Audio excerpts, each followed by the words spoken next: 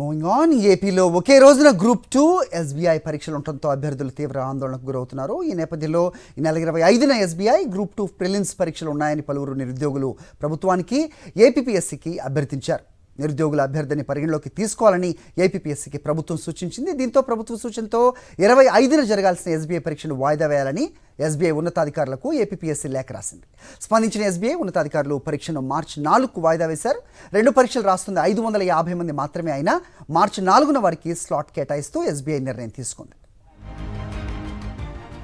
ఈ అంశంపై మరిన్ని అప్డేట్స్ మా కరెస్పాండెంట్ వినాయకరావు అందిస్తారు. వినాయకరావు, చెప్పండి. ప్రభుత్వం తీసుకున్న చొరవ ఏ రకంగా చూడాల్సిన అవసరం ఉంది?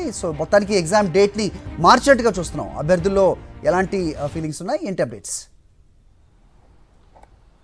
అంటే వాస్తవానికి గ్రూప్ 2 ప్రిలిమినరీ పరీక్షను వాయిదా వేయించాలని తెలుగుదేశం పార్టీ తరఫు నుంచి ఒక పెద్ద ఎత్తున కుట్రలు అయితే జరిగాయని చెప్పుకోవచ్చు. ఈ నేపథ్యంలోనే ఒక ఎమ్మెల్సీ అయితే ఏకంగా దీనికి సంబంధించి క్యాంపెయినింగ్ చేయడం, అదేవిధంగా దాదాపుగా 10,000 మంది ఎస్బీఐ పరీక్ష రాస్తున్నారు. ఒకే రోజు అటు ఎస్బీఐ పరీక్ష, ఇటు గ్రూప్ 2 ప్రిలిమినరీ పరీక్ష అవడంతో నిరుద్యోగులు నష్టపోతున్నారంటూ కూడా నిరుద్యోగులను ఒక ఆందోళన గురి చేసే ప్రయత్నం అయితే జరిగిందని చెప్పుకోవచ్చు. ఈ నేపథ్యంలోనే దీనికి సంబంధించి పూర్తి స్థాయిలో ఒకవైపు నుంచి నిరుద్యోగుల నుంచి కూడా ఒక రిక్వెస్ట్ రావడం, ప్రభుత్వం కూడా వెంటనే స్పందించి అసలు దీని మీద వాస్తవాలు పరిగణలోకి తీసుకోవాలి, అదేవిధంగా ఏ విధంగా నిరుద్యోగులకు న్యాయం జరగాలో దాని మీద ఏపీపీఎస్సీకి ఒక సూచన అయితే జారీ చేయడం జరిగింది. ఈ నేపథ్యంలో భాగంగానే ఏపీపీఎస్సీ కూడా ఈ పరీక్ష ఎంతమంది రాస్తున్నారో పూర్తి స్థాయిలో వివరాలు తీసుకున్న తర్వాత ఆ వివరాలతోటి ఎస్బీఐ ఉన్నతాధికారులు ఒక లేఖ రాయడం జరిగింది. ఎస్బీఐ జూనియర్ అసోసియేట్ పరీక్షలను ఈ నెల 19 నుంచి కొనసాగిస్తున్న నేపథ్యంలో 25వ తేదీ నాడు కూడా వారికి పరీక్షలు ఉన్నాయనేది ఈ నేపథ్యంలో నిరుద్యోగులు చెప్తున్నమాట. ఇందులో భాగంగానే కేవలం 550 మంది నిరుద్యోగులు నష్టపోతున్నారనేది గమనించిన నేపథ్యంలోనే ఏపీపీఎస్సీ ఒక లేఖ అయితే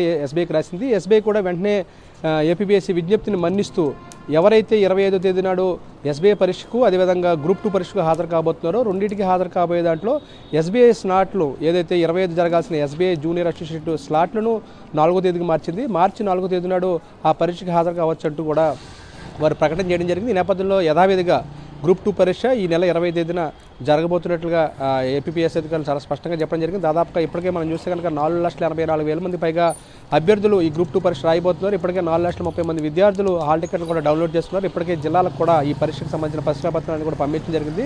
ఈ నేపథ్యంలో యథావిధిగా గ్రూప్ 2 పరీక్ష ఈ నెల 25వ తేదీ నాడు జరగబోతున్నట్లుగా ఏపీపీఎస్సీ చాలా స్పష్టంగా చెప్తుంది. ఇందులో భాగంగానే 1374 పరీక్షా కేంద్రాలు కూడా ఏర్పాటు చేశారు.